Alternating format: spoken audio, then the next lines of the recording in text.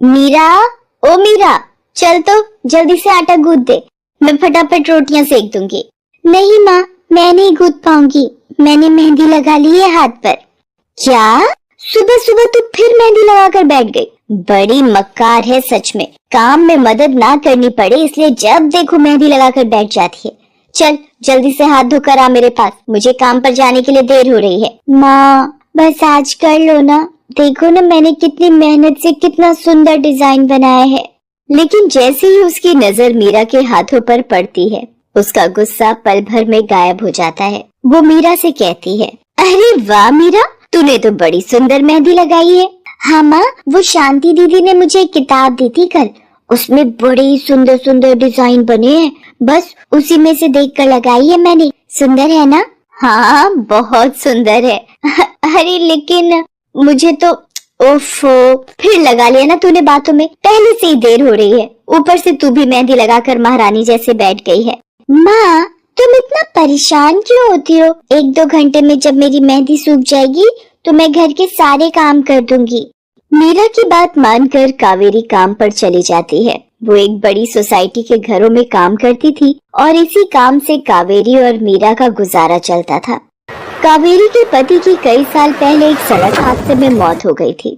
तब से कावेरी पर ही सारी जिम्मेदारी थी। मीरा भी घर के कामों में उसका पूरा हाथ बटाती थी। मीरा को मेहंदी लगाना बहुत पसंद था। उसने अपने घर के पीछे मेहंदी के कई सारे पौधे लगा रखे थे, जिनका वो बहुत ख्याल रखती थी। वो अपने हाथों से मेहंदी के पत्तों को पीसकर अपने हाथों में लगाने के लिए तैयार करती थी। फिर एक दिन, मीरा, हमें इस जगह पर थोड़ी मोड़ी खेती कर लेनी चाहिए।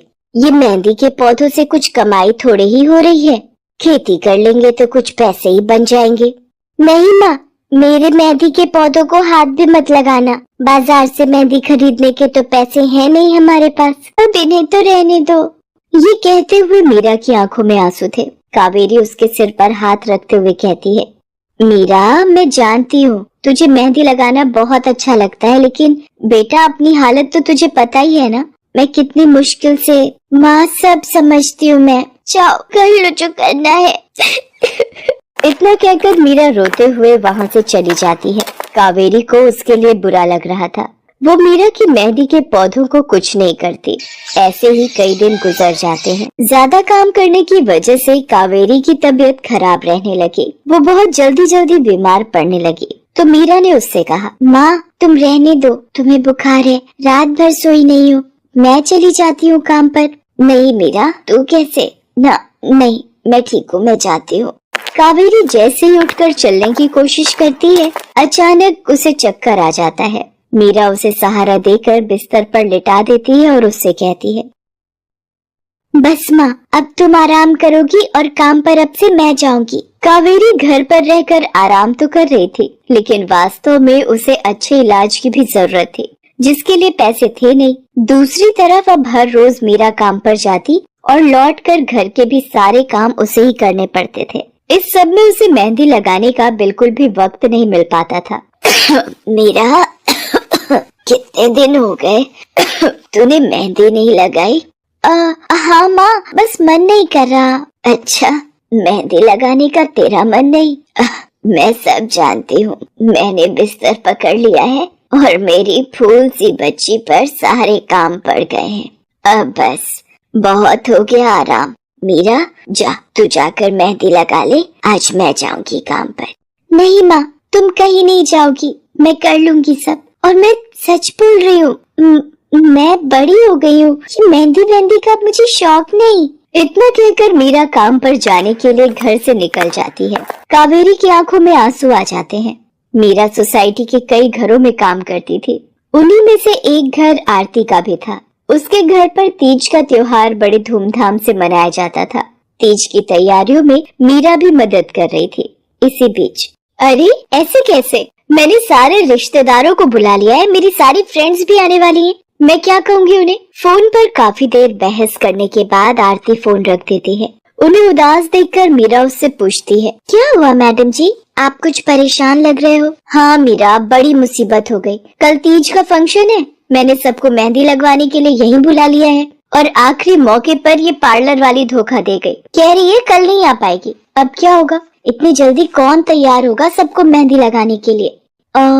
मैडम जी, वैसे मैं भी ठीक ठाक मेहंदी लगा लेती हूँ। अरे हाँ, कावेरी ने मुझे बताया तो था एक बार कि तुझे मेहंदी लगाने का बहुत शौक है। वैसे मुझे तो कोई परेशानी नहीं है, तू देख ले बेटा, बहुत सारे हाथ लगाने होंगे और मेहंदी बढ़िया लगनी चाहिए सबके। आप बिल्कुल चिंता मत करिए मैडम जी, मैं सब अच्छे से करूँगी। बहुत दिनों बाद मीरा के चेहरे पर खुशी थी। उसने घर पहुंचते ही मेहंदी के खूब सारे पत्ते तोड़कर पत्थर पर पीसना शुरू कर दिया। ये देखकर कावेरी ने मीरा से कहा, अरे मीरा, शाम हो गई है, अब मेहंदी मत लगा, मौसम भी ठंडा है बेटा। ये मेहंदी मैं अपने लिए नहीं पीस रही माँ, वो 5वें फ्लोर वाली मैडम जी है ना, कल उनके यहाँ लगानी है। अच्छा बेटा, पर ध्यान से बेटा, वो बड़े लोग हैं, कोई गलती ना हो जाए। माँ, तुम बिल्कुल चिंता मत करो, मेहंदी लगाने में मुझसे कभी कोई गलती हो ही नहीं सकती। मीरा खूब सारी मेहंदी तैयार करके अगले दिन आरती के घर पहुंच जाती है। वो अपनी मेहंदी को कोन में भरने लगती है कि तभी आरती की एक फ्रेंड आरती से, आरती, ये किसे बुला लिया तुमने? मैंने जिस पार्लर का नंबर दिया था तुम्हें, उससे बात नहीं हुई क्या? हुई तो थी, लेकिन उसने आखिरी वक्त पर मना कर दिया। तुम बिल्कुल चिंता मत करो, ये मीरा है, मेरी हाउसमेड है ना कावेरी, ये उसी की बेटी है, बहुत अच्छी मेहंदी लगाती है ये। ओफो आरती, तुम भी ना, पार्लर की बात अलग होती है, उन लोगों का मटेरियल ब्रांडेड होता है, मेहंदी के रचने की गारंटी मिलती है वहाँ से। और इसकी मेहंदी तो मुझे कुछ समझ नहीं आ रही, इस पर तो कोई लेबल तक नहीं है, अगर कुछ गलत रिएक्शन हो गया हाथों पर तो। आप